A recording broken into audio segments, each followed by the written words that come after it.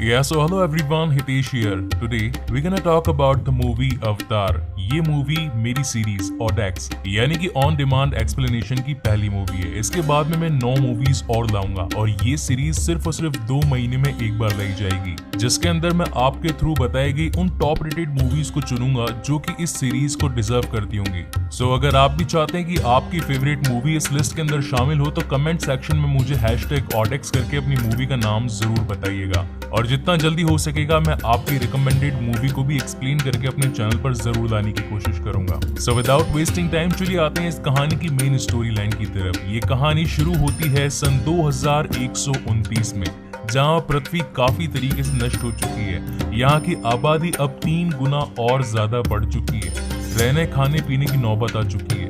सभी तरीके के रिसोर्सेज खत्म होने लगे, लेकिन फिर भी तकनीकी दौर आगे बढ़ता रहा। 2129 में ट्रेवलिंग के रिसोर्सेज काफी ज्यादा फास्ट हो गए, लेकिन उन्हें चलाने के लिए काफी ज्यादा ऊर्जा की जरूरत होती थी। इसीलिए उनके अंदर यूज किया जाता था एक अनऑब्टेनियम नाम का धातु, जो कि पृथ्वी पर नहीं मिलता था, वो मिलता था पेंडोरा पर। फिर हमें दिखाया जाता है इस कहानी का लीड कैरेक्टर, जिसका नाम है Jack Sully. Basically Jack Sully अपने पैरों से अपाहिज है, लेकिन वो पहले ऐसा नहीं था। वो पहले एक नौसेना का सैनिक हुआ करता था। जैक सुले का एक जुड़वा भाई भी था जिसका नाम था टॉम सुले, जिसे वो टॉमी कहकर भी बुलाता था। बेसिकली टॉमी एक वैज्ञानिक था जो कि RDA यानी कि रिसोर्स डेवलपमेंट एडमिनिस्ट्रेशन नाम की कंपनी के साथ में काम किया करता था। इस कंपनी का बेसिकली काम ये था कि ये दूसरे प्लेनेट पर जाकर वहां से अनऑब्टेनियम नाम के पत्थर को इस धरती पर लेकर आकर अपनी एनर्जी के सोर्स के लिए काम में लिया करते थे। लेकिन एक दिन कुछ गुंडों ने चंद पैसों के लिए टॉमी का कत्ल कर दिया। अब इस बात से उस कंपनी का काफी ज्यादा पैसा जो कि टॉमी पर लगा हुआ था वो वेस्ट होने वाला था। इसीलिए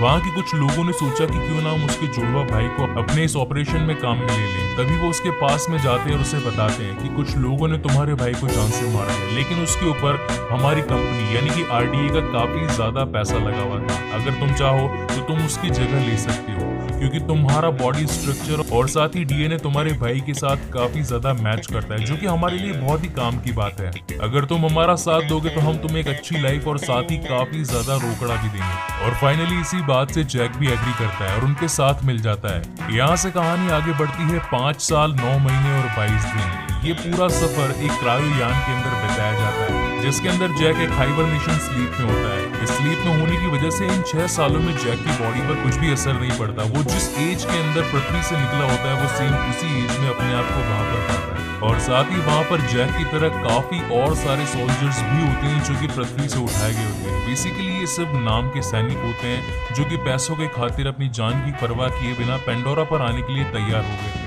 जैसे ही वो सारे सोल्जर्स वहां पेंडोरा पर उतरते हैं तो उनके सीनियर्स उन्हें कहते हैं कि यहाँ पेंडोरा की हवा आपकी जान ले सकती है, इसीलिए आपको हर वक्त अपने मुंह पर मास्क लगा हुआ रखना पड़ेगा, क्योंकि अगर आपने ऐसा नहीं किया तो आपको ऑक्सीजन नहीं मिलेगी और यहाँ की डेंसिटी 30% कम है, जो कि आप सभी के लिए एक जान का खतरा बन सकती है। वहां से जैक पेंडोरा के इंडक्शन रूम में पहुंचता है, जहां पर इस कहानी का मेन विलन या फिर कहा जा सकता है कि इस कहानी का टेरेबल फैक्टर उसे मिलता है, जिसका नाम होता है कॉलोनल क्वेरेच वहां मौजूद सभी सैनिकों को एक स्पीच देता है और कहता है कि मैं एक सैनिक हूँ और मैंने आज से पहले 10 और बड़े बड़े सैनिक अभियानों में हिस्सा लिया है, मगर आज तक मुझे एक गोली की खरोच नहीं लगी। लेकिन जैसे ही मैं यहाँ पेंडोरा पर आया, एक नए सैनिक की तरह मैं यहाँ पर जख्मी हो गया। जैसा आपने सोचा था, यह पेंडोरा बिल्कुल भी वैसा नहीं है। यहाँ की आबो हवा, यहाँ का नेचर और साथ ही यहाँ के क्रिएचर बिल्कुल पृथ्वी से अलग है। अगर जिंदा रहना चाहते हो तो मेरे रूल्स को फॉलो करना। मेरा काम है आप लोगों की जिंदगियां बचाना और इस अभियान के खत्म होने पर आपको जिंदा कर लौटाना। मैं ज्यादा लोगों को बचाने में कामयाब नहीं हो पाऊंगा, इसलिए आप सभी को मेरा साथ देना पड़ेगा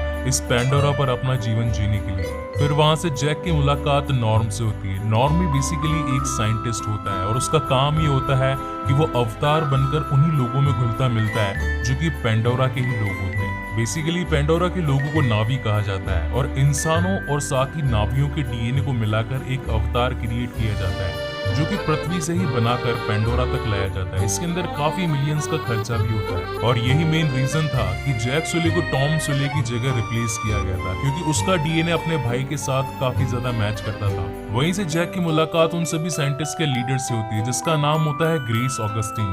बेसिकली ग्रेस ऑगस्टीन काफी समय से नावियों के साथ रहा करती थी, उन्हें सिखाती थी लिखना पढ़ना और साथ ही अपनी भाषा को। मगर जब वो जैक को अपनी टीम में देखती है तो वो काफी ज्यादा गुस्सा हो जाती है, क्योंकि उसे एक नौसैनिक की जरूरत नहीं, उसे तो एक साइंटिस्ट की जरूरत थी और साइंटिस्ट तो टॉम था। जब उसे पता चलता है कि उसकी जगह पर एक ऐसे इंसान को लाया गया है जो कि एक अपाहिज है और साथ ही एक नौसैनिक जिसके पास में बिल्कुल भी ज्ञान नहीं है कि इस जगह पर किस तरीके से जीना है, क्योंकि टॉम ने इस जगह पर आने की काफी सालों तक प्रैक्टिस की थी पृथ्वी पर। इन्हीं बातों से ग्रेस नाराज होकर इस पूरे अभियान के हेड यानी कि पार्कर के पास पहुंचती है और वो उससे कहती है कि आखिर तुमने मुझे इस अपाहिज को क्यों दिया, और बल्कि ये तो एक साइंटिस्ट भी नहीं है। तब वहां पर पार्कर उसे बताता है कि ऑलरेडी इस अभियान में काफी ज्यादा खर्चा हो चुका है और हमारा मेन काम अनऑब्टेनियम को पाना है। अनऑब्टेनियम जो कि एक पत्थर है जिसका 1 किलो इस दुनिया में 100 करोड़ रुपए के बराबर है। इस अभियान का खर्चा, इस ऑपरेशन का खर्चा और साथ ही तुम्हारे साइंटिफिक रिसर्च का खर्चा सब कुछ इस पत्थर से ही निकलता है। हमारा मेन काम है माइनिंग का। एक तरीके से अच्छी बात यह कि तुम्हारे साथ में एक नौसैनिक रहेगा, क्योंकि इसके पास में वो सारी की सारी नॉलेज है जो कि एक असली सैनिक के पास में होनी चाहिए अगर तुम किसी मुसीबत में पड़ जाओ, क्योंकि यहाँ के लोग तुम्हारी बातों को नहीं समझ पाते। हालांकि ग्रेस इसके खिलाफ होती है, मगर फाइनली पार्कर के समझाने के बाद वो मान जाती है और फिर शुरुआत होती है जैक की बॉडी के साथ में अवतार की ट्रांसफॉर्मेशन की। उसे एक हाइपर स्लीप में सुला दिया जाता है और फिर उसके दिमाग को उसके अवतार के साथ में कनेक्ट कर दिया जाता है और जैसे उसका दिमाग अपने अवतार के साथ में कनेक्ट होता है तो वो जाकर अपने आप को देखता है। वो बिल्कुल नीला हो जाता है, उसका साइज इंसानों से काफी ज्यादा बड़ा यानी कि टोटल 3 मीटर की लेंथ का हो जाता है। वो खड़े होने की कोशिश करता है मगर लड़खड़ाता है। वहां मौजूद साइंटिस्ट उसे बैठने के लिए कहता है, लेकिन अब जैक के पास में आ गए होते हैं उसके असली पैर, जिनकी मदद से वो चल सकता है, घूम सकता है, बैठ उठ फिर सकता है। इसी वजह से वो इस खुशी को संभाल नहीं पाता और वो उस लैब से बाहर निकल जाता है। सभी उसे रोकने की बहुत कोशिश करते हैं मगर अपने नए पैरों को पाने की खुशी को वो बयां नहीं कर पाता और इसी वजह से वो वहां से बाहर निकलकर भागने लगता है, दौड़ने लगता है और तभी उसे पता चलता है कि ये अनबिलीवेबल है, क्योंकि इसके जैसा एहसास उसे आज से पहले कभी नहीं हुआ था। और साथ ही हमें ये भी पता चलता है कि अवतार जो भी होते हैं, जब ह्यूमन बॉडी हाइपर स्लीप में होती है तभी वो उनसे कनेक्टेड रहते हैं। अदरवाइज अगर इंसान जाग गया तो उसका अवतार सो जाता है और अवतार को जगाने के लिए वापस से हाइपर स्लीप में जाना पड़ता है। एक दिन क्वेरेज जैक को अपने पास में बुलाता है और उससे कहता है कि मैंने तुम्हारा रिकॉर्ड मंगवाया था, तुम तो काफी होनहार सैनिक हो। मैंने जब तुम्हारा रिकॉर्ड चेक किया तो मुझे पता चला कि तुमने भी बहुत बड़े बड़े अभियान किए मगर तुमने अपनी टांगी खोल दी। क्या तुम मेरे साथ एक सौदा करना चाहोगे? तो जैक पूछता है कि आखिर कैसा सौदा? तब वहां पर क्वेरेज उसका प्लान बताता है। वो कहता है कि आज तक इन साइंटिस्ट ने उन लोगों के साथ में मिलकर सिर्फ और सिर्फ टाइम वेस्ट किया। उनके पास में इतना सारा अनऑब्टेनियम है कि उन्हें पता भी नहीं है, मगर मैं चाहता हूं कि मैं उन लोगों को उनकी जगह से हटा दूं और वहां से सारा ऑब्टेनियम हड़प लूं। मगर इस काम में मुझे तुम्हारी मदद लगेगी, क्योंकि मैं उन साइंटिस्ट के माइंड्स को चेंज नहीं कर सकता, मगर तुम एक सैनिक हो, तुम मेरी बात को समझो। तुम्हारा काम यह है कि तुम उनके लोगों में घुलो मिलो, उनकी बातों को समझो, उनकी लैंग्वेज को समझो और जब जिस दिन मौका आए तो उन लोगों को उस जगह से हटा दो जहां पर अनऑब्टेनियम काफी भारी मात्रा में मौजूद है, ताकि मैं वहां पर अपने लोगों को भेजकर माइनिंग कर उस अनऑब्टेनियम को जमीन से बाहर निकाल सकूं और इसके बदले में मैं तुम्हें तुम्हारी असली टांगे भी लौटा दूंगा। इस बात को सुनकर जैक काफी खुश होता है और वो उसके साथ में डील पक्की कर लेता है। अगले दिन जैक को पेंडोरा के दौरे पर निकाला जाता है, जहाँ पर एक शानदार दुनिया अब उसके सामने होती है। सब कुछ बिल्कुल हरा हरा और सब कुछ बहुत ही बेहतरीन लगता है। पेंडोरा की इस दुनिया को देखकर ऐसा लगता है कि जैक जैसे किसी और दुनिया में खो गए हो। फिर उनका हेलीकॉप्टर जमीन पर लैंड होता है और तब वहां पर ऑगस्टीन कहती है कि हम यहाँ पर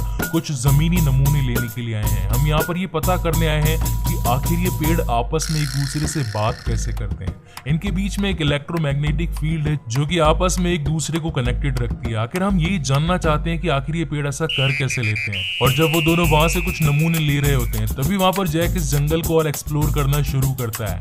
वो एक सुंदर से पौधे के पास जाता है, जैसे उसे टच करता है वो एकदम से बंद हो जाता है, मगर जब वो और पौधों को टच करता है तो वहां मौजूद सारे के सारे पौधे छुपकर बंद हो जाते हैं। लेकिन यही वो गलती कर जाता है क्योंकि उसके सामने पेंडोरा का गैंडा सामने आ जाता है और वो उससे बचकर एकदम वहां पर चुपचाप खड़ा हो जाता है। तो वो ऑगस्टीन से पूछता है कि आखिर मैं क्या करूं? तो ऑगस्टीन कहती है कि तुम्हें नुकसान नहीं पहुंचाएगा, तुम बस जहां खड़े हो वहीं खड़े रहना। धीरे धीरे करके वो गैंडा उसके सामने आने लगता है, लेकिन जैक सोचता है कि अगर मैंने इस पर वार नहीं किया तो ये मुझे जान से मार देगा, लेकिन फिर भी वो चुपचाप खड़ा रहता है। और थोड़ी ही देर में जब गैंडा उसके पास में आता है तो वो ऑटोमेटिकली डर कर उसके सामने से हट जाता है। तो जैक चिल्लाने लगता है, क्या वो फट गई, भाग गया यहाँ से? और जैसे वो पीछे मुड़ता है तो वहां पर उसके पीछे होता है पेंडोरा का चीता, जो कि बहुत ही ज्यादा खूंखार होता है। वो उसे बचने की कोशिश करता है। वो ऑगस्टीन से पूछता है कि आखिर मैं क्या करूं? तो ऑगस्टीन कहती है कि जितना तेज हो सके उतनी तेज भागो। और वो भागते भागते अपनी जान को को बचाने के लिए वहाँ से निकलता है। वो वहाँ की झाड़ियों के, वहाँ के पेड़ों का इस्तेमाल करता है, उनके बीच में छिपने की कोशिश करता है, मगर वह चीता काफी ज्यादा चालाक और तेज होता है। वो उसके छुपने वाली हर जगह को तबाह कर देता है और एक मोमेंट ऐसा आता है जब वहाँ से उसकी बंदूक भी वो छीन लेता है। जैक वहाँ से अपनी जान को बचाकर भागता है और वहीं पर मौजूद एक झरने के पास पहुंचकर वहाँ से कूद जाता है और वो चीता चाहकर भी उसे नहीं पकड़ पाता। और जैसे ही जब जैक वहाँ से कूद जाता है तो वो अपने लोगों से काफी ज्यादा दूर हो जाता है। अब क्योंकि जैक एक सैनिक होता है, उसे जंगल में रहने के तौर तरीके काफी अच्छे तरीके से आते थे, इसीलिए वो सबसे पहले अपने बचाव के लिए एक नुकीला भाला तैयार करता है। वो वहाँ की लकड़ी को छील कर अपना एक औजार तैयार करता है और वहाँ पर रात बिताने के लिए एक अच्छी जगह ढूंढने लगता है। वहीं दूसरी ओर इसके ऊपर नजर रख रखी होती है वहाँ की एक शिकारी जिसका नाम होता है निटीरी। वो उस पर अपना तीर चलाने ही वाली होती है, लेकिन तभी वहाँ पर पहुंच जाती है उस पेंडोरा की पवित्र आत्मा और उसके तीर को रोकने की कोशिश करती है। जब निटीरी ये देखती है कि पवित्र आत्मा ने उसे चुना है तो इसीलिए वो अपने धनुष को नीचे कर देती है और उस पर वार नहीं करती। धीरे धीरे रात हो जाती है और उसके बाद के अंदर जैक अपने आप का बचाव करने के लिए आग जलाने की कोशिश करता है, मगर उसे तभी अपने पीछे काफी ज्यादा आवाजें आने लगती हैं। बेसिकली वो आवाजें होती है जंगली कुत्तों की जो कि पेंडोरा के होते हैं। और जब वो जैक को वहां पर पाते हैं तो उसके पीछे हमला करने की कोशिश करते हैं। जैक पहले तो उन्हें काफी हटाता है, काफी अपना बचाव करने की कोशिश करता है, लेकिन जब उनकी तादाद ज्यादा हो जाती है तो वो कहता है कि अब मेरे पास पूरी रात नहीं है तुमसे अपना बचाव करने की, आओ मुझसे लड़ो, कौन चाहता है मुझसे लड़ना। और फिर एक एक करके जंगली कुत्ते उसके ऊपर हमला करना शुरू करते हैं। जैक जमकर उनका सामना करता है, एक एक को पटक पटक कर मारता है, लेकिन जब एक बड़ा और खूंखार कुत्ता उसके सामने आ जाता है तब वहां पर पहुंचती है निटीरी उसकी जान बचाने के लिए और वो दोनों मिलकर वहां से सभी जंगली कुत्तों को वहां से हटा देते हैं। मगर उसी बीच एक जंगली कुत्ता जख्मी हो जाता है, तब उसे उसके दर्द से निजात दिलाने के लिए निटीरी वहां पर पहुंचती है और अपने चाकू से उसका कत्ल कर देती है और साथ ही प्रार्थना करती है कि हे भगवान इसकी आत्मा को शांति देना। जैक उसका शुक्रिया अदा करता है। वो कहता है कि अगर आज तुम न होती तो मेरी जान चली जाती। तब वहां पर निटीरी उससे कहती कि मुझसे दूर रहो, मुझसे बात मत करो, ये सब कुछ तुम्हारी वजह से हुआ है, अगर आज तुम न होते तो इस बेजुबान जानवर की जान न जाती। तब जैक कहता है कि पहले मैंने नहीं, पहले इन्होंने शुरुआत करी थी और अगर तुम्हें इतनी इनकी जान की परवाह है तो आखिर तुमने मेरी मदद क्यों करी। तब वहां पर निटीरी कहती है कि मैंने तुम्हारी मदद इसलिए की क्योंकि पवित्र आत्माओं ने तुम्हें चुना था। और थोड़ी ही देर में देखते देखते वहां पर काफी सारी पवित्र आत्माएं आ जाती है और वो जैक के शरीर पर बैठ जाती है। इसकी वजह से उसके शरीर पर जो घाव लगे होते हैं धीरे धीरे वो घाव भी भरने लगते हैं। इस बात से जैक और निटीरी भी काफी हैरान होती है। फिर निटीरी वहां से निकल जाती है और कहती है कि तुम मेरे साथ चलो और जैक भी उसके पीछे पीछे आने लगता है, लेकिन तभी वहां पर उसके कबीले, उसके क्लेन के यानी कि ओमेटिकाया के लोग उसके सामने आ जाते हैं और कहते हैं कि आखिर कौन है, इसे जितना जल्दी हो सके हमें सरदार के सामने पेश करना चाहिए। और वहां से वो सभी जैक को पकड़कर उनके सरदार के पास लेकर जाते हैं जिनका नाम होता है इतू खान और उनकी एक पत्नी भी होती है वहाँ की रानी जिसका नाम होता है मुआद। वो दोनों उससे पूछते हैं कि आखिर तुम्हारा मकसद क्या है, तुम यहाँ पर क्यों आए हो, आसमानी लोगों को यहाँ पर आना मना है। तो जैक कहता है कि मैं उनमें से नहीं, मैं आप में से हूँ। तब वहाँ पर मुआद कहती है कि तुमसे पहले भी यहाँ पर एक ग्रेस नाम की औरत आई थी, उसने हम सब लोगों को पढ़ाया लिखाया, तुम्हारी भाषा समझाई, मगर कुछ लोग जो हमारा बुरा चाहते थे उन्होंने हम पर गोलियां चलाई, उन्होंने हमारा नुकसान किया और हमारा पत्थर चुरा कर ले गए, क्या तुम भी इसीलिए आए हो। तब जैक उन्हें समझाता है, वो उन्हें कहता है कि नहीं, मैं आप ही की तरह हूँ और मैं आप ही की तरह बनना चाहता हूँ, मैं आपकी शिक्षा को सीखना चाहता हूँ, जिस तरीके से आपके पास में कला है शिकार करने की, मैं आपकी इस शानदार कला को सीखना चाहता हूँ, क्या आप मुझे अपनी तरह बनाएंगे। जैक की इन बातों को समझकर फाइनली मुआत और इतू खान ये डिसाइड करते हैं कि वो जैक को अब अपनी तरह बनाएंगे, उसे वो सब कुछ सिखाएंगे जो कि ओमेटिकाया यानी कि एक नावी को सीखना चाहिए। और इसी बात से वो निटीरी को बुलाते हैं और कहते हैं कि आज से इसे नावी बनाने की जिम्मेदारी तुम्हारी है, अब तुम इसे वो सब कुछ सिखाओगी जो कि एक नावी होने के लिए जरूरी होता है। पहले तो वो उसे वहाँ की ड्रेस पहनाते हैं, उसके बाद में उसे खाना खिलाते हैं और फिर रात को एक बड़े से कुल वृक्ष के अंदर वो सो जाता है। और जैसे ही वो सोता है वो अपने इंसानी रूप के अंदर जाग जाता है। सभी उस पर काफी हैरान हो रहे होते हैं, वो उससे पूछते हैं कि आखिर तुम रात तक जिंदा कैसे रहे, क्योंकि वहाँ पर तो 6 घंटे भी निकालना एक बहुत बड़ी बात होती है, आखिर तुम एक रात तक वहाँ पर कैसे रुक पाए, आखिर तुमने वहाँ पर क्या क्या एक्सप्लोर किया। तब वहाँ पर जैक अपना पूरा एक्सपीरियंस शेयर करता है। वो कहता है कि अब मैं उनमें से एक होने वाला हूँ, क्योंकि वहाँ के राजा और रानी ने अब मुझे ये इजाजत देती है कि मैं अब उन्हीं की तरह सीख सकता हूँ, उन्हीं की तरह बन सकता हूँ। इस बात से सारी टीम खुश भी होती है। वहीं दूसरी ओर क्वेरिच उसे बुलाता है और कहता है कि तुम्हारा काम उनमें घुल मिलकर उनके साथ रहना नहीं, बल्कि तुम्हारा काम है हमारा एक संदेश उन तक पहुंचाना।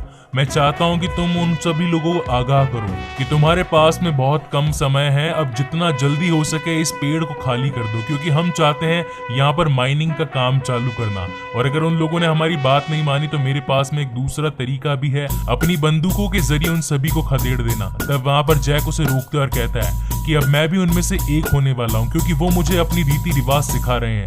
अगर आप मुझे मौका दें तो मैं उनमें से एक बनकर उनका विश्वास जीत लूंगा, और एक मोमेंट ऐसा आएगा जब वो सभी मेरी बात को मानेंगे। आपको अपनी बंदूकों को यूज करने का मौका मैं नहीं देना चाहता, इसलिए आप मुझे टाइम दें और मुझे अपना काम करने दें। जैक अब हर रोज उनके साथ में मिलकर हर दिन एक नई नई चीज सीखने लगता है, किस तरीके से शिकार किया जाता है, किस तरीके से उन पेड़ों पर झूला जाता है जो कि विशालकाय होते हैं, किस तरीके से वहां का खाना पीना होता है, किस तरीके से उनके साथ में बातें करी जाती है। धीरे धीरे उसकी टांगे मजबूत होने लगती है, वो हर दिन एक नई ऊंचाइयों को छूता जाता है। फिर नेटूरियो उसे घुड़सवारी करने के लिए लेकर जाती है और कहती है कि एक नावी बनने के लिए घुड़सवारी आना बहुत ही ज्यादा जरूरी होती है। तुम्हें बस अपना घोड़ा चुनना है और उसके ऊपर सवार हो जाना है। तुम्हें अपनी चोटी को, जिसे कि क्यू कहा जाता है, तुम्हें उसकी चोटी से मिला देना है, जिसकी वजह से तुम दोनों के मन अब एक हो जाएंगे। ये सुनकर जैक उस घोड़े पर बैठ जाता है और उसकी चोटी से अपनी चोटी मिलाकर दोनों के मनों को एक करने की कोशिश करता है, मगर वो घोड़ा वहां से बिदक जाता है, जिसकी वजह से जैक नीचे गिर जाता है। सभी उस पर हंसने लगते हैं और वो कहते हैं कि तुमसे ना हो पाएगा।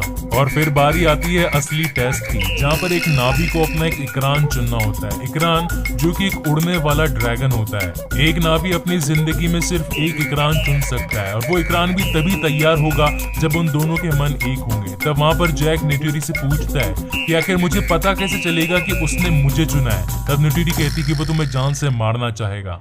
इसी बात को सुनकर जैक अपने मन में जोश जगाता हुआ उन सभी इकरानों में से एक इकरान को चुनने की कोशिश करता है। कई सारे तो भाग जाते हैं और कई सारे उसे डराकर पीछे हटाते हैं, मगर फाइनली एक इकरान की नजर जैक पर पड़ी जाती है और वो उसे जान से मारने की कोशिश करता है। तब जैक समझ जाता है कि ये वही है जिसने मुझे चुना है और अब मुझे इसके साथ में अपना संबंध बढ़ाना होगा। और तभी वो अपनी जान लगा देता है उस इकरान को अपना बनाने के लिए। वो उसका मुंह दबोच देता है और उसकी क्यू से अपनी क्यू जोड़ देता है और फाइनली वो इकरान अब उसका हो जाता है। तब नेटूरी कहती है कि तुम्हें अपना संबंध ताकतवर बनाने के लिए अपनी पहली उड़ान को भरना होगा।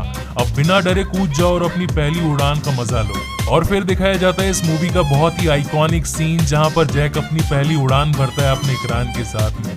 उसके बाद में उसकी नेटूरी के साथ में संबंध और भी बढ़ जाते हैं। वो दोनों साथ साथ रहते हैं, साथ साथ खाते और हर चीज को साथ में किया करते। एक दिन जब वो दोनों आसमान में उड़ रहे होते हैं, तभी उनके पीछे वहां का सबसे बड़ा इकरान, जिसका नाम होता है तोरुक माक्तू, वो उनके पीछे पड़ जाता है और उन्हें जान से मारने की कोशिश करता है, मगर वो दोनों अपनी जान को बचाने के लिए जंगल में कूद जाते हैं। बड़ी बड़ी झाड़ियों और पेड़ों के बीच में से निकलने की कोशिश करते हैं, मगर तोरुक बहुत ही तेज होता है। वो फिर भी उनका पीछा करता है, लेकिन फाइनली वहां पर जैक अपने सैन्य दिमाग का इस्तेमाल करता हुआ एक ऐसे पेड़ के बीच में से निकलता है जिसके तने काफी ज्यादा मोटे होते हैं। इसी वजह से तोरुक वहां से निकल नहीं पाता और वो उन्हें छोड़कर वहां से निकल जाता है। तब जैक नेटूरी को पूछता है कि आखिर ये क्या था। तब नेटूरी बताती है कि हमारे इतिहास में आज तक सिर्फ और सिर्फ 5 जनों ने ही तोरुक की सवारी की है।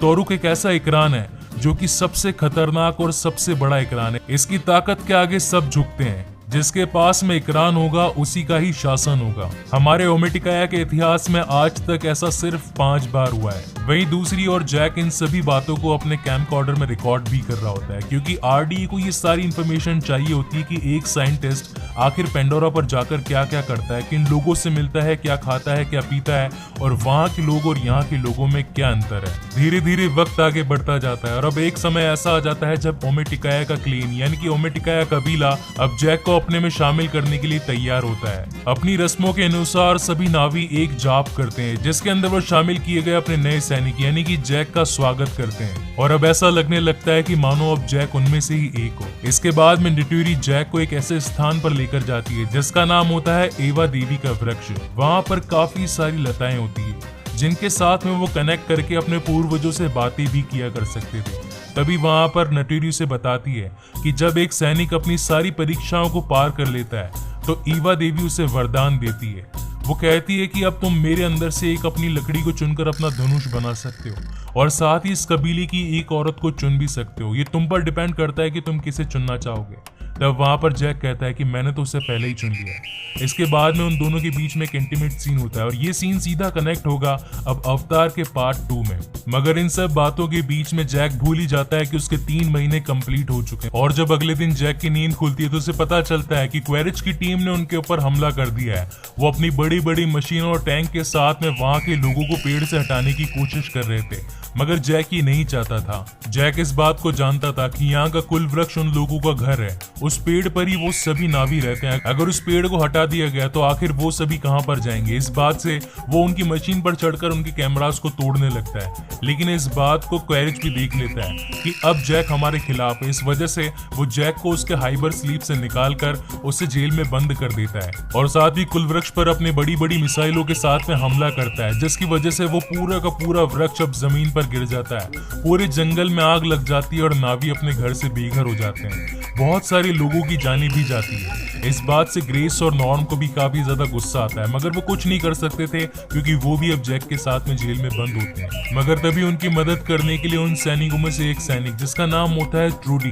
वो वहां पर पहुंचकर उन्हें जेल से निकाल देती है और कहती है कि अब हमारे पास में बहुत ही कम समय है। हमें पेंडोरा के झूलते पहाड़ों में से किसी एक पहाड़ पर अपना सेटअप लगाना होगा जहाँ पर हम सभी उस हाइबरनेशन स्लीप को रख सकें, ताकि आप दोनों उन लोगों को जाकर ये विश्वास दिला सको कि आपको जितना जल्दी हो सके इस जगह को खाली कर देना होगा, क्योंकि यहाँ पर माइनिंग का काम शुरू होने वाला है। अगर ऐसा नहीं हुआ तो काफी सारे मासूम नावी जान से मारे जाएंगे। जब तक वो दोनों वहां पर पहुंचते तब तक काफी देर हो चुकी थी। उनका पूरा जंगल आग में धधक रहा था, वो सभी बेघर हो चुके थे। इस बात से पूरा नावी क्लीन यानी कि ओमेटिकाया अब उन दोनों पर काफी ज्यादा गुस्सा होता है। वो कहते हैं कि अगर तुम ना होते तो आज हमारा ये हाल ना होता, अगर तुम इंसानों के साथ ना मिले होते तो आज हमारे मासूम लोगों की जाने न जाती। तब वहां पर जैक उन्हें विश्वास दिलाता है कि मैं आसमानी लोगों के साथ नहीं बल्कि आप लोगों के साथ में हूँ। मगर तब वहां पर सूते जो कि किसी टाइम पर निटूरी का पति होने वाला था, वो उस बात पर गुस्सा होता है। वो उससे लड़ने लगता है। वो कहता है कि तुम हम में से ना कभी पहले थे और ना कभी हम जैसा बन पाओगे। इसी बात से उन दोनों के बीच में एक तगड़ी फाइट भी होती है। मगर तब जैक उन्हें कहता है कि मैं अपने आप को साबित करने के लिए वापस आऊंगा और वो वहां से चला जाता है। वो वहां से पहुंचता है उन सभी के सबसे खतरनाक जानवर जिसका नाम होता है तोरुक माक्तू। वो आसमान का वो जीव होता है जिसकी ताकत के आगे सब झुकते थे। सभी नावियों का विश्वास जीतने के लिए उसे तोरुक माक्तू की सवारी कर उसके साथ में अपना संबंध जोड़ना था, क्योंकि अगर वो ऐसा करता है तो नावियों का विश्वास उस पर यकीन जाग जाएगा। और फिर एक मोमेंट ऐसा आता है जब जैक अपने तोरुक माक्तू के सामने ओमेटिकाया के लोगों के सामने होता है। वो सभी उसे देखकर हैरान हो जाते हैं, उसको पूजने लगते हैं, क्योंकि आज से पहला इसी तरीके से इतिहास में काफी सालों पहले हुआ था। और जब आज इस बात को दोहराया गया तो सभी उसके सामने झुक जाते हैं। वो सूते से बात करने लगता है और उसे कहता है कि मुझे तुम्हारी जरूरत है, क्या तुम मेरे साथ हो। तब सूते उसके साहस को देखकर उसके साथ में हो जाता है। और फिर उसके बाद के अंदर जैक एक मोटिवेशनल स्पीच देता है जिसके अंदर वो हिंदी में बात करता है और वहीं सूते उसकी बात को ट्रांसलेशन करके ओमेटिकाया के लोगों के सामने नावी भाषा के अंदर पेश करता है। जैक बताता है कि उनके पास में है बंदूकें और साथ ही काफी बड़े बड़े रोबोट्स और साथ ही बहुत ही सारे हवाई जहाज जिसके अंदर बड़ी बड़ी मिसाइल्स हैं। हम उनका सामना नहीं कर सकते, मगर हमारे पास में हिम्मत, ताकत और जज्बा, हम उनका डटकर सामना जरूर करेंगे, हम उनसे पीछे नहीं हटेंगे। वो कहता है कि हम एक एक करके सभी नावियों, सभी ओमेटिकाया और साथ ही पेंडोरा के सभी कबीलों को एक साथ जोड़ेंगे, उन लोगों से अपनी रक्षा करने के लिए मदद मांगेंगे। वो सभी सैनिक जो कि आसमान में उड़ते हैं, वो सभी जीव जो कि जमीन के अंदर रहते हैं, उन सभी से मदद मांगेंगे और आसमानी लोगों को ये बता देंगे कि वो जितनी स्पीड से हम तक आए उतनी स्पीड से वापस चले जाएं, नहीं तो उनका हाल काफी बुरा होने वाला है। इस बात को सुनकर सभी नावियों के मन में एक जज्बा जाग जाता है। उसकी मदद करने के लिए सभी तैयार हो जाते हैं और खड़े हो जाते हैं इंसानी लोगों से लड़ने के लिए। रात को जैक ईवा के पास जाता है और उनसे अपनी मदद की गुहार लगाता है। वो कहता है कि मैं जानता हूं कि हम सभी काफी नहीं है इंसानों को हराने के लिए, क्योंकि उनके हथियारों के सामने हमारे हथियार कुछ भी नहीं है। आप मेरी बात को सुने देवी ईवा, मैं जानता हूं कि आप इस पेंडोरा के हर जीवित जीव के अंदर शामिल हैं। अब चाहे वो पेड़ हो, पौधा हो या फिर कोई और जीव जंतु, आप उन सभी में समाई हैं। क्या आप मेरी मदद करेंगी? लेकिन तभी उसके पीछे वहां पर नेट्यूडी आ जाती है और वो कहती है कि ऐसा करना बेकार है, क्योंकि ईवा सिर्फ बातें सुनती है, उस पर रिएक्ट नहीं कर सकती। जैक कहता है कि आखिर मदद मांगने में क्या जाता है। और फिर शुरुआत होती है अगले दिन उस जंग की, जहां पर उन सभी नावियों पर गोलियां चलाने लगते हैं। अब क्योंकि घुड़सवारों के पास में सिर्फ और सिर्फ भाले तीर होते हैं, इस वजह से वो गोलियों का सामना नहीं कर पाते और एक एक करके उन सभी की जाने जाने लगती है। मगर तभी उनकी मदद करने के लिए वहां पर पहुंच जाते हैं पेंडोरा के वो गेंडे जिन पर गोलियों का कुछ असर नहीं होता, और वो एक एक करके अपने सामने आए हुए सभी सैनिकों को उड़ाते हुए वहां से निकल जाते हैं। और तब वहां पर निटोरी को पता चलता है कि जो विश जैक ने ईवा माँ से मांगी थी, ईवा माँ ने उसकी सुन ली। ईवा माँ ने उन सभी को अपनी मदद के लिए बुला लिया जो मदद कर सकते थे, और ऐसा करते करते हर एक सैनिक उनके रास्ते से हट जाता है। आखिरकार नावी वो जंग जीत जाते हैं। मगर दूसरी ओर क्वेरेची नहीं चाहता था, वो चाहता था अपना बदला पूरा करना। वो ये सोचता था कि जैक ने हमारे साथ गद्दारी करी है, इस वजह से अब वो जैक को नहीं छोड़ने वाला था। और वो फाइनली अपनी रोबोटिक आर्मर के अंदर आकर उसके साथ में सामना करना शुरू कर देता है। वो उसे जान से मारने की कोशिश करता है, वहीं जैक भी उसका सामना करता है। वो भी उसके ऊपर प्रहार करता है, उससे लड़ता है और साथ ही अपने भाले से उसका हेलमेट भी तोड़ देता है ताकि वो सांस नहीं ले पाए। मगर फिर भी क्वेरेच अपने ऑक्सीजन मास्क के साथ में उसका सामना करना शुरू कर देता है। उन दोनों को लड़ता देख वहां पर निटोरी भी पहुंच जाती है और एक तीर मार देती है सीधा क्वेरेच के दिल में, जिससे वो वहीं पर मारा जाता है और इसी के साथ में वो खत्म हो जाता है। मगर दूसरी ओर अब अवतार यानी कि जैक का जो अवतार वाला शरीर होता है वो भी घायल हो चुका होता है, क्योंकि जैक के असली शरीर को वहां की हवा नुकसान करने लगती है। इस बात को निटोरी समझती है और सीधा उनके बेस कैंप में पहुंचकर एक मास्क पहना देती है जैक को, जिससे कि जैक की जान बच जाती है। और इसी के साथ एक हैप्पी एंडिंग होती है जहां पर सभी नावियों की जान बच जाती है और अब इंसान भी उनका पीछा छोड़कर जाने लगते हैं। सभी नावी और सभी पेंडोरा वासी डिसाइड करते हैं कि अब इंसान यहाँ पर नहीं रहेंगे, यहाँ पर कोई भी माइनिंग का काम अब और नहीं चलेगा। मगर कुछ लोग जो दिल के साफ हैं, जो दिल के अच्छे हैं, वो अब भी हमारे साथ में रहेंगे। और इसी के साथ अब जैक अपनी एक फाइनल वीडियो रिकॉर्डिंग करता है और बताता है कि आज के बाद मैं ये शरीर छोड़ने वाला हूँ। पेंडोरा के लोग मेरा इंतजार कर रहे हैं और मैं अपने ही जश्न में अब लेट होकर नहीं जाना चाहता। और इसी के साथ हमें ये पता चलता है कि इस मूवी के एंड के अंदर ईवा माँ देवी की ताकत से अब जैक ने अपने असली शरीर को अवतार के अंदर ट्रांसफर करवा लिया। और इसी के साथ ये शानदार मूवी यहीं पर खत्म होती है। सो गाइज, आपको ये वीडियो कैसा लगा प्लीज मुझे लाइक और कमेंट करके जरूर बताएं। और अगर आपको मेरी वीडियोस पसंद आते हो तो उन्हें अपने फ्रेंड्स, रिलेटिव और साथ ही अपनी फैमिली के साथ में जरूर शेयर कीजिएगा। इसी के साथ मैं आपसे एक बात और कहना चाहता हूँ, आप सभी का बहुत बहुत थैंक यू, दिल से थैंक यू सो मच, क्योंकि मैंने आपसे जो भी मांगा आपने मेरी सभी विश को फुलफिल किया। मैंने आपसे एंड गेम पर 5000 लाइक मांगे, आपने वो भी पूरे किए। मैंने आपसे ऑडेक्स की एक नई सीरीज को शुरुआत करने के लिए आपसे आपके ओपिनियन मांगे, आपने उसमें भी मेरा साथ दिया। ऐसे कई सारे यूट्यूबर होते हैं जो कि अपना वीडियो शुरू होने से पहले सब्सक्राइबर और बेल आइकन की मांग करते हैं। मैंने आज तक आपसे नहीं मांगा क्योंकि मुझे जरूरत ही नहीं पड़ी, क्योंकि आप सभी जो मुझे देखते हैं, आप सभी मेरी एक फैमिली है और मेरी इन एफर्ट्स को आप खुद ही समझ जाते हैं कि आखिर इस वीडियो को बनाने में मैंने कितनी मेहनत की होगी। So thank you so much guys. कहानी उस वक्त के बाद की है जब जेक सुली और नेटेरी ने पेंडोरा के बाकी नाविक के साथ मिलकर धरती से आए लोगों से अपने प्लेनेट को बचाने के लिए युद्ध किया और उन्हें हराकर वापस धरती पे जाने के लिए मजबूर कर दिया। वहाँ पे सिर्फ वही लोग रहे जो उस प्लेनेट को बर्बाद नहीं होने देना चाहते थे। जेक को उसके साथी डॉक्टर ग्रेस के अवतार से पैदा हुई एक बच्ची भी मिली जिसका नाम उसने किटी रखा और उसने अपने पहले बेटे का नाम निटेम रखा।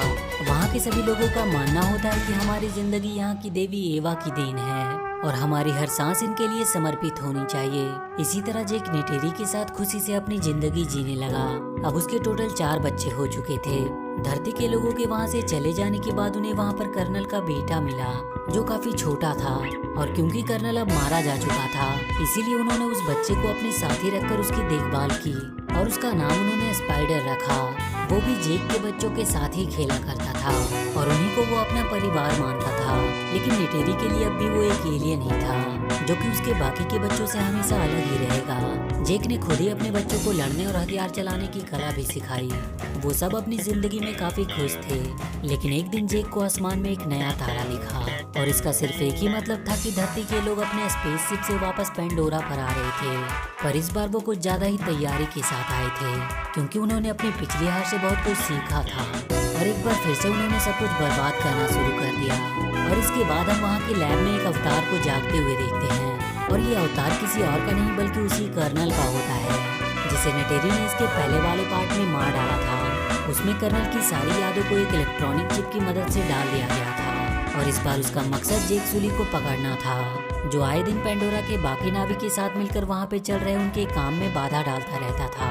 और आज भी वो अपने लोगों के साथ मिलकर एक हथियार से भरे ट्रेन पर हमला करके सारे हथियार को लूट लेता है। वहीं पे हम उसके दोनों बेटों को देखते हैं। वो भी अपने डैड की तरह ही काम करना चाहते थे और इसीलिए वो भी वहाँ के हथियारों को लूटने चले गए। पर उसी दौरान वहाँ पर हुए एक हवाई हमले में नेटेम घायल हो गया, लेकिन खुशकिस्मती से उसे कुछ हुआ नहीं और जेक उसे बचाकर घर ले आया। वहाँ पे बहुत सारे नावी पहाड़ों की गुफा में छुप कर रहा करते थे, क्योंकि इंसानों ने वहाँ पे आकर उनके घरों को तबाह कर दिया था। वहाँ पे जेक अपने बेटों को बहुत डांट लगाता है, क्योंकि उसके मना करने के बावजूद वो लोग उसके पीछे गए थे। अब कर्नल और उसके बाकी के साथी अवतार एक बेस पे पहुँचते हैं। वहाँ की जनरल उसे बताती है कि जेक उनके लिए आए दिन मुसीबत बनता जा रहा है और अगर वो चाहते हैं कि पेंडोरा इंसानों के रहने के लायक भी बने तो उन्हें किसी भी हालत में जेक को पकड़ना ही होगा। इसके लिए उसकी आर्मी बहुत दिनों से कोशिश कर रही थी, लेकिन उन पहाड़ों में उसे ढूंढना बहुत ही मुश्किल हो रहा था। कर्नल अपने साथियों के साथ उसकी तलाश करने के लिए जंगल में चला गया। वहीं पे जेक के सभी बच्चे भी घूमने के लिए आए हुए थे। वो कर्नल उस जगह पे जाता है जहाँ पर पिछली बार उसकी नावी लोगों के साथ लड़ाई हुई थी। वहीं पे जेक के बच्चों की नजर उन पर पड़ जाती है और वो ये बात जेक को बता देते हैं। जेक उन्हें कोई भी हरकत करने से मना करता है और चुपचाप उन्हें वहाँ से निकल जाने को कहता है। वो बच्चे उसकी बात मानकर वहाँ से जाने लगते हैं, लेकिन अचानक से उनके सामने कर्नल और उसके आदमी आ गए, जिन्होंने उन्हें बंदी बना लिया। कर्नल स्पाइडर को देखकर पहचान लेता है कि वो उसी का बेटा है। वो उन सबको अपने साथ ले जाने की तैयारी करने लगे, लेकिन तब तक वहाँ पर जेक और नेटेरी भी पहुँच चुके थे और वो दोनों छुपकर अपने हथियारों से उन पर हमला कर देते हैं और वो किसी तरह उन बच्चों को वहाँ से भगाने में कामयाब रहते हैं। लेकिन इन सब में स्पाइडर पकड़ा जाता है और कर्नल उसे उठाकर अपने साथ ही ले जाता है। जेक अब अपनी फैमिली की सेफ्टी के लिए उन्हें कहीं दूर ले जाना चाह रहा था, क्योंकि अब स्पाइडर पकड़ा जा चुका था और उसे डर था कि कहीं वो उन्हें उनका पता ना बता दे, जिससे उसकी वजह से उसके बाकी के सारे लोग भी मारे जा सकते थे। इधर स्पाइडर को वो लोग जेक का पता बताने के लिए बहुत टॉर्चर कर रहे थे, पर वो किसी भी हाल में उनके सामने झुकने को तैयार नहीं था। इसीलिए कर्नल खुद अपने तरीके से उसे समझाने की कोशिश करता है। वो उसे वहाँ से बाहर निकालने का लालच देता है। इधर जेक अपने कबीले का मुखिया किसी और को बनाकर अपनी पूरी फैमिली को लेकर वहाँ से कहीं और जाने के लिए निकल जाता है, जहाँ उसे वो इंसान कभी ढूंढ ना सके। और बहुत सारे आइलैंड को पार करते हुए वो एक अनोखे आइलैंड पर पहुँचता है, जहाँ के लोग पानी और जमीन दोनों जगह पे रहने में सक्षम थे। वहाँ के सारे लोग उन्हें देखकर वहाँ पे इकट्ठा हो जाते हैं। वो अपने से अलग लोग को देखकर थोड़ा हैरान भी थे और थोड़ी ही देर में वहाँ पर उनका मुखिया भी आ जाता है। जेक उनसे आग्रह करता है कि वो उसकी फैमिली को वहाँ पर रहने की इजाज़त दे दे, पर वहाँ का मुखिया उससे कहता है कि वो लोग पानी में रहने वाले हैं और वो लोग उनके साथ रह नहीं पाएंगे। लेकिन जेक का मानना था कि वो लोग बहुत जल्द उनके तौर तरीके सीख जाएंगे और बहुत जल्द वो अपने आप को इस काबिल बना लेंगे कि वो वहाँ पे आराम से रह सके। मुखिया उसकी बातों को मान लेता है और उन्हें वहाँ रहने की इजाज़त दे देता है। वो अपने बेटे और बेटी को ये जिम्मेदारी सौंपता है कि वो उन्हें यहाँ पर रहने के तरीके सिखाए और उसी दिन से वो लोग उनके साथ पानी के अंदर रहने और वहाँ के क्रिएचर की सवारी करने की ट्रेनिंग शुरू कर देते हैं। सभी को शुरू में बहुत दिक्कत हो रही थी ज्यादा देर तक पानी के अंदर रहने में, लेकिन किटी पानी के अंदर बहुत ही आराम से रहना सीख गई थी। जेक भी वहाँ के मुखिया के साथ उन पानी में रहने वाले क्रिएचर की सवारी करने की ट्रेनिंग कर रहा था, पर उसे भी स्टार्टिंग में काफी दिक्कत हो रही थी। इधर कर्नल स्पाइडर को लेकर अपने लिए एक इकरान चुनने आया था, ताकि वो पूरी तरह से एक नावी बन जाए और बहुत ही जल्द वो एक इकरान को अपने लिए चुन लेता है। जेक के बच्चे भी धीरे धीरे सब कुछ वहाँ पर सीखने लगे थे। एक दिन मुखिया का बेटा और उसके दोस्त किटी की हरकतों का मजाक उड़ाते हैं, जिसकी वजह से उनकी किटी के भाई नेटेम और रॉक से लड़ाई हो जाती है। बाद में जेक अपने बेटे को समझाता है कि उन्हें वहाँ पर रहना है और इसीलिए वो सबसे दोस्ती बनाकर रखे। अगले दिन रॉक्स जाकर मुखिया के बेटे से माफी मांगता है और उसकी तरफ दोस्ती का हाथ बढ़ाता है, पर वो उसका दोस्त बनने का नाटक करते हुए उसे लेकर वो एक जगह पे आता है और उससे कहता है कि यहाँ पे वो लोग शिकार करते हैं। और जब रॉक्स वहाँ पे शिकार करने जाता है तो वो सब उसे अकेला छोड़कर वहाँ से चले जाते हैं। जैसे ही रॉक्स ने अपने तीर से वहाँ की एक मछली को मारा, वो देखता है कि वो वहाँ पर अकेला है और सभी लोग उसे छोड़कर जा चुके हैं। और तभी एक बड़ी सी मछली उसके ऊपर हमला करती है। वो अपनी जान बचाने के लिए वहाँ से भागने लगा और अपने आप को एक पत्थर के बीच में छुपा लिया, लेकिन अब उसकी सांसें खत्म हो रही थी, इसीलिए वो वहाँ से बाहर आने लगता है। लेकिन वो मछली एक बार फिर से उसके ऊपर झपटती है और वो जैसे ही उसे मारने वाली थी कि तभी एक बहुत ही बड़ी सी वेल आकर उस मछली को मार देती है। लेकिन रॉक्स की सांसें अब खत्म हो रही थी और वो डूबने लगता है। थोड़ी देर बाद जब उसकी आंखें खुली तो वो अपने आप को उसी वेल के ऊपर पाया, वो उस व्हेल का शुक्रिया कर रहा था कि उसने उसकी जान बचाई। तभी वो देखता है कि उस व्हेल के फिन में एक लोहे की हुक फंसी हुई है और वो जाकर उस हुक को वहाँ से निकाल देता है। और अब ऐसा लग रहा था कि वो व्हेल उसे अपना दोस्त मानने लगा है। वो उसे लेकर उस आइलैंड पर पहुँचा देता है जहाँ पे सभी लोग रॉक्स को काफी देर से ढूंढ रहे थे। मुखिया अपने बेटे की गलती की सजा देने की बात करता है, लेकिन रॉक्स कहता है कि इसमें सारी गलती उसकी खुद की है। इस बात से अब वो लड़का भी उसका सच में दोस्त बन जाता है। अगले दिन रॉक्स सबको बताता है कि एक व्हेल ने उसकी जान बचाई जिसका ऊपर का एक फिन कटा हुआ था।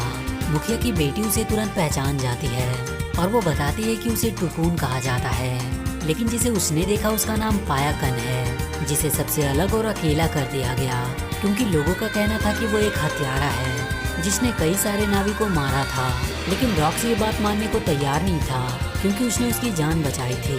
वो वहाँ से सीधा पाइकन से मिलने गया और उससे पूछने लगा कि उसे सबसे अलग क्यों कर दिया गया। वो पाइकन उसे लेकर समुद्र की गहराइयों में चला गया।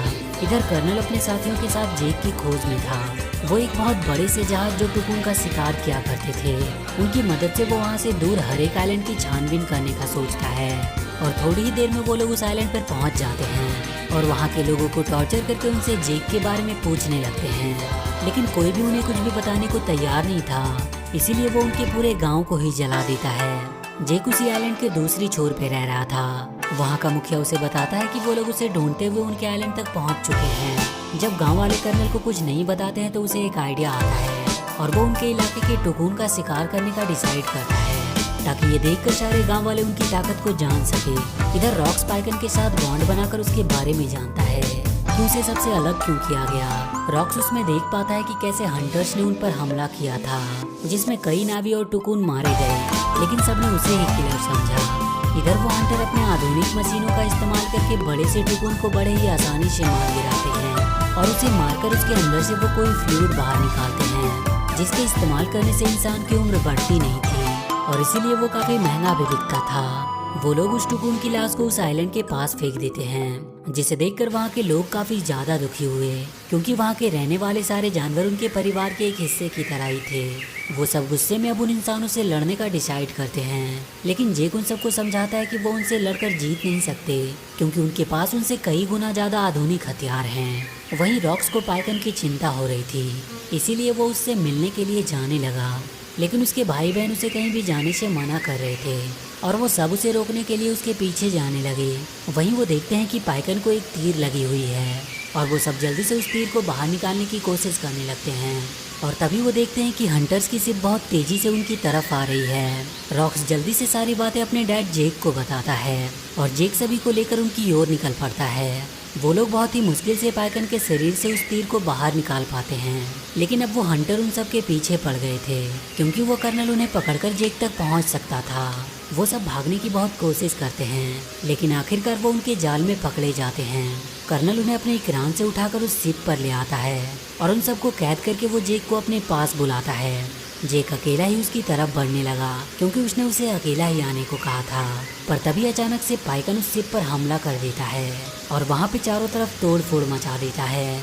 ये देखकर जेक और उसकी सेना को भी हमला करने का मौका मिल जाता है और वो सब उन पर टूट पड़ते हैं। नेटेरी भी अपने इकराम पर बैठकर अब हमला कर रही थी। उन सारे बच्चों को भी कैद से छुड़ा लिया जाता है, लेकिन इस बार वो किटी को पकड़ लेते हैं और वो शिप भी अब टूट रही थी और किसी भी वक्त वो डूबने वाला था। उसी लड़ाई में भागने के दौरान जेक के बड़े बेटे नेटेन को गोली लग जाती है और इस वजह से उसकी मौत हो जाती है।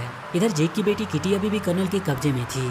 जेक और नेटेरी अब पूरे गुस्से में उसे मारने के लिए निकल पड़ते हैं और वहाँ शिप पे पहुँचते ही वो दोनों घायल शेर की तरह उन सब पर टूट पड़ते हैं और वो उन्हें बहुत ही बुरी मौत मारते हैं। लेकिन वो कर्नल किटी को चाकू की नोक पे रखकर जेक से उसका हथियार फेंकने को कहता है, लेकिन तभी नेटेरी स्पाइडर को पकड़कर उसे मारने की धमकी देती है, जिससे डरकर कर्नल किटी को छोड़ देता है। जेक सबको वहाँ से जाने का बोलकर खुद कर्नल से लड़ने लगता है, लेकिन अब वो शिप पूरी तरह से पलटने वाली थी, जिसकी वजह से वो सब शिप के अंदर ही फंसने लगते हैं। जेक आखिरकार किसी तरह कर्नल को मारकर वहीं पानी के अंदर फेंक देता है, लेकिन अब उसकी भी सांसें खत्म हो रही थी और उसे वहाँ से बाहर निकलने का कोई रास्ता भी नहीं मिल रहा था। इधर नेटेरी भी अपनी सबसे छोटी बेटी के साथ उसी शिप में फंसी हुई थी क्योंकि उसे भी कहीं बाहर जाने का रास्ता दिखाई नहीं दे रहा था। तभी नेटेरी के पास किटी आती है जो उसे सही रास्ता दिखाकर बाहर ले आती है और जेक को उसका बेटा रॉक्स बाहर निकाल लाया और उसी दौरान स्पाइडर को कर्नल मिलता है, जिसे वो ना चाहते हुए भी बचाकर बाहर ले आता है। वो कर्नल स्पाइडर को अपने साथ ही चलने को कहता है, लेकिन स्पाइडर उसके साथ जाने से मना कर देता है।